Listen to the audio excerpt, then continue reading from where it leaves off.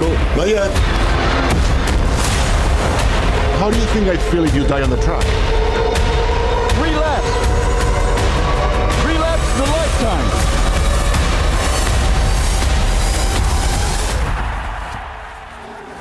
If you feel the need for speed, you're getting it from the track now, not from the air. Take a look at what roars into movie theaters today. F1 the movie, starring Brad Pitt as a veteran driver and Damson Idris as a young hotshot. Cameos from a whole paddock of real-life drivers who helped train Brad Pitt learn to drive. And the team behind this, that Top Gun reference, incidentally, was not just random. The team behind Top Gun, specifically Maverick, is behind this one as well. So I'm pretty excited to say good morning to Jackson Weaver, because this is my cup of tea. I'm not going to lie. So I'm excited about it. I don't even need to know what's happening. I don't even need the substance.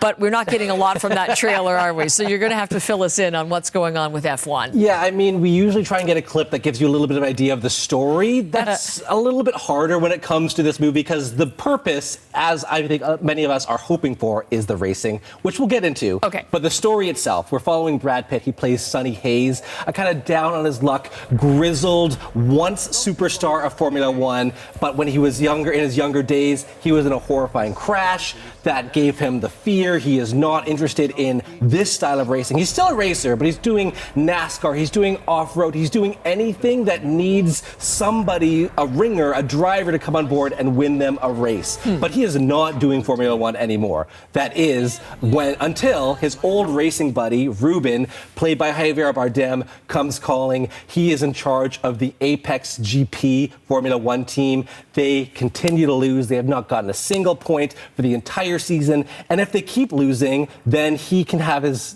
team sold out from under him, putting him hundreds of millions of dollars in the hole. So he needs to convince Sonny Hayes to come back to Formula One in his, not necessarily his salad days anymore. He's kind of getting on in the years. We have a clip here, and this shows you the lengths that he goes to try and get him back on that team. Take a watch. Chiron was 57 years old when he won the Monaco Grand Prix. Who was who? Philippe Tancelang, 56 years old. You just Googled these names, didn't you? Some people look at Sonny Hayes, they see a guy who lives in a van, a gambling junkie who missed his shot. Wow, Ruben, you are really selling this. But I see a guy who makes teams better. I see experience, I see know-how. You're off your meds. My rook is a phenomenal talent. Phenomenal. But he's young. You know what he lacks? Maturity.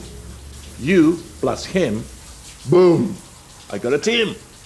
So that rookie he mentioned is Justin Pierce, played by Damson Idris, the rookie on this team that is really talented, not necessarily all the way there, and it's maybe a little bit of a formulaic story. We're basically midpoint of Talladega Nights in terms of plot, but it is about the racing, and oh my goodness, does it land on its feet? It does, because I mean, there was a big push to make this as authentic as possible, and I mentioned the production team behind Maverick Top Gun, and it delivers there? I mean, they took all of the skills that they got from Maverick Top Gun, took them over to this movie. They used real F2 cars, made them look like F1 cars, mounted a camera rig on the inside of that car, needed to take down the weight so these cars can still go as quickly as they can. But you see real footage of Brad Pitt himself, Damson Idris himself, actually racing on real Grand Prix weekends. They filmed during actual races. Not the races themselves aren't, the races we watched, but those are real other Formula One drivers. Those are real crowds. In the pits, they're filming actually as the real Grand Prix events are going on behind them, the 24-hour Daytona race going on behind them.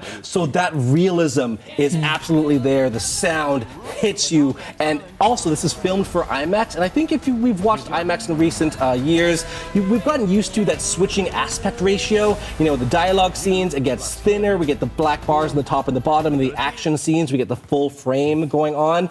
This movie has 12 racing scenes. The director is like, you know what? We're not here for the dialogue. We're here for the racing. So the entirety of the movie is in that 1:90 aspect ratio, that full frame aspect ratio for IMAX, which really highlights the benefits of the racing.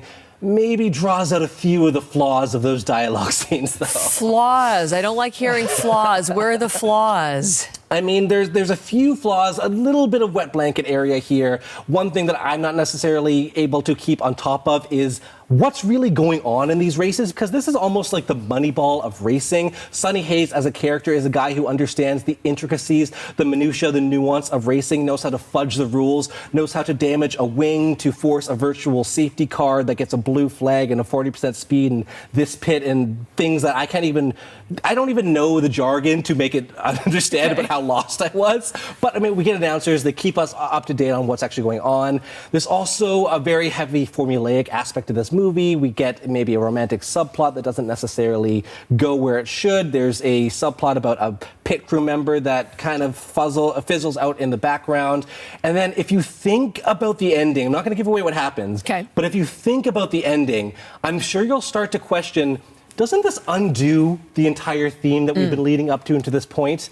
But I will say, if your main gripe of the race car movie is if you think about it too hard, it falls apart, a simple solution.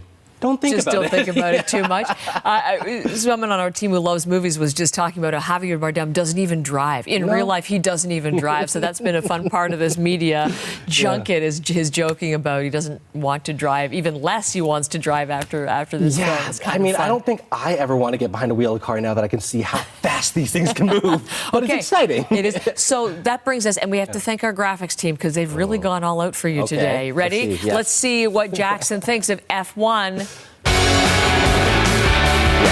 There it goes. Amazing graphics. 3.5 stars. Fantastic action. A little bit formulaic, but I mean, it's the perfect, I've heard this other term before, the 5-star, 3-star movie. It's a perfect dad movie. It's a perfect theatrical experience. Is it like the summer blockbuster? This is it? I think it's going to do very well. And I'm a little bit sad because Elio was last week. I loved it and it failed. So give that some love as well. But this one, it's going to do fantastic this week. Thank you for coming in. Fantastic to see you. It's the Austrian Grand Open. You can get The Real Thing on Sunday and this in the theaters as of tonight. Jackson Weaver, thank you.